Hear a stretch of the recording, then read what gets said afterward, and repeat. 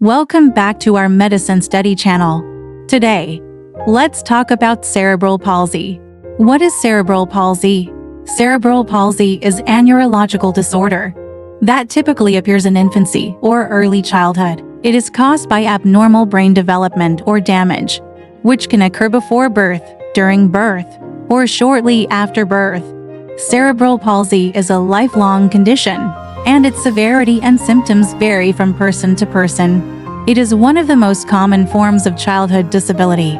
Cerebral palsy can lead to developmental delays in children, including delayed teething, speech, standing, walking, and hair growth.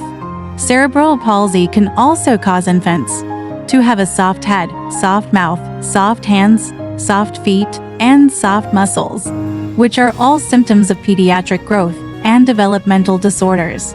In Western medicine, cerebral underdevelopment, intellectual disability, cerebral palsy, and rickets can all be seen as symptoms of the 5 delays and 5 softness syndromes. Factors that may lead to cerebral palsy include gene mutations that cause abnormal brain development, maternal infections that affect fetal development, fetal strokes, inflammatory infant infections that occur around the developing brain, infant head trauma such as motor vehicle accidents or falls, and difficulties during childbirth or birth-related brain hypoxia, maternal, fetal, or infant central nervous system diseases related to bacterial infections in infants may also directly or indirectly attack infants.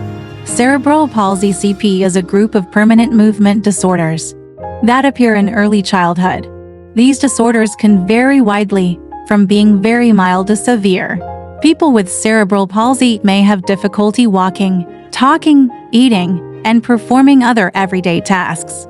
CP is caused by abnormal development or damage to the parts of the brain that control movement, balance, and posture. This damage can occur before, during, or shortly after birth. There are several factors that can increase the risk of developing cerebral palsy. Prenatal factors. Certain infections during pregnancy, such as rubella, German measles, cytomegalovirus, or toxoplasmosis, can increase the risk of CP. Other factors, such as maternal health conditions like thyroid problems or seizures, exposure to toxins or radiation, and certain genetic conditions may also play a role. Prenatal factors. Complications during birth, such as a lack of oxygen to the baby's brain, asphyxia, prolonged labor, or infections in the mother or baby, can increase the risk of CP. Premature birth and low birth weight are also associated with an increased risk. Postnatal factors. Infections or injuries to the brain after birth, such as meningitis, encephalitis, or head trauma, can lead to CP. Certain medical conditions that affect brain development, such as hydrocephalus or intracranial hemorrhage, can also increase the risk. Multiple pregnancies. Twins, triplets, or other multiple pregnancies are more likely to have CP, possibly due to the higher risk of complications during pregnancy or birth. Incompatibility. If the mother's blood type is Rh negative and the baby's blood type is Rh positive, it can lead to a condition called Rh incompatibility, which may increase the risk of CP. Other risk factors.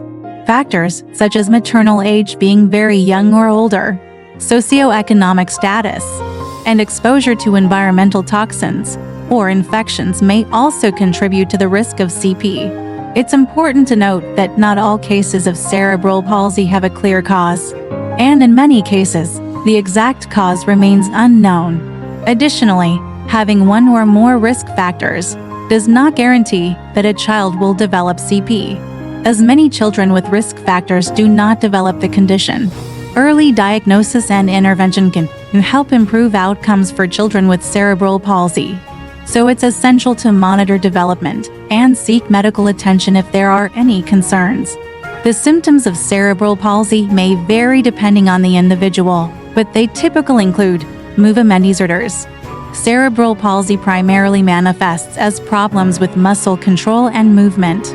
Patients may experience muscle stiffness, spasticity, muscle relaxation, hypotonia, or a combination of both. This can lead to slow and uncoordinated movements, as well as abnormal posture and gait. Muscle tone abnormalities. Patients may have abnormal muscle tone, characterized by excessive muscle tension spasticity, muscle relaxation flexity, or alternating between the two. This can result in stiff limbs, seizures, or involuntary movements. Posture and balance problems. Cerebral palsy patients may have difficulty maintaining posture and balance. They may have trouble sitting, standing, or walking steadily and may be prone to falling. Delayed motor development. Due to problems with muscle control and coordination, cerebral palsy patients may experience delays in motor development. They may learn to roll over, sit up, crawl, or walk later than their peers. Other neurological issues. Cerebral palsy may be accompanied by other neurological problems, such as intellectual disabilities, sensory impairments, visual or auditory problems, etc. The treatment of cerebral palsy is usually comprehensive, aiming to alleviate symptoms, improve function, and enhance quality of life. Here are some common treatment methods. Physical therapy (PT). Physical therapists design personalized exercise plans to help improve muscle control, coordination, and movement. Physical therapy can also help reduce muscle tension and improve posture. Occupational therapy (OT). Occupational therapists teach daily living skills, such as self-care, dressing, and eating, to improve the patient's independence and quality of life. Speech therapy (SAINT). Speech therapists help improve the patient's speech and communication abilities. They can also provide swallowing therapy to help patients with swallowing difficulties. Medication. Medication is mainly used to reduce muscle spasms and tension and improve motor control. Common medications include muscle relaxants and antispasmodic drugs. Surgical treatment.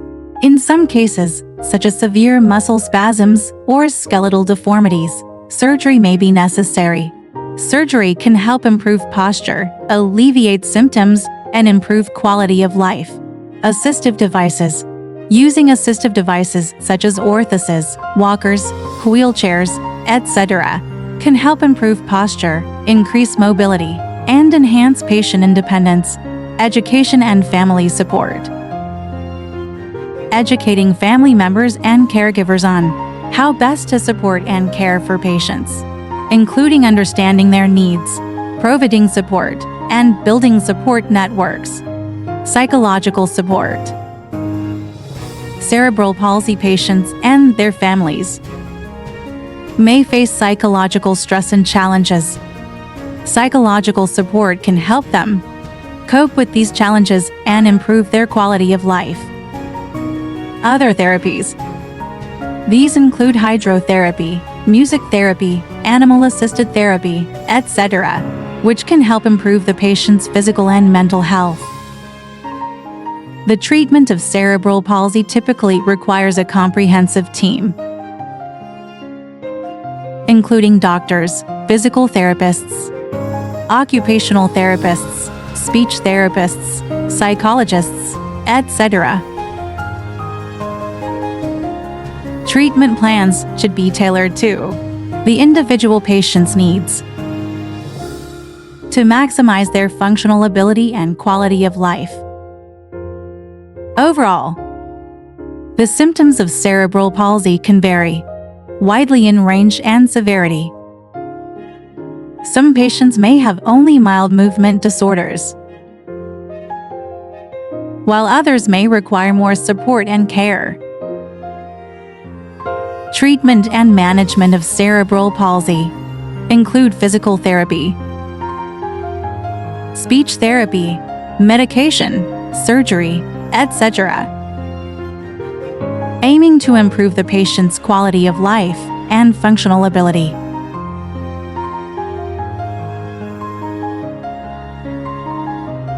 Thank you for watching this video.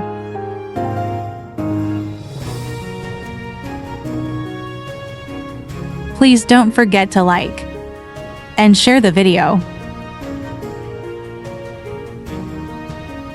and click the subscribe button to stay up to date in our new videos.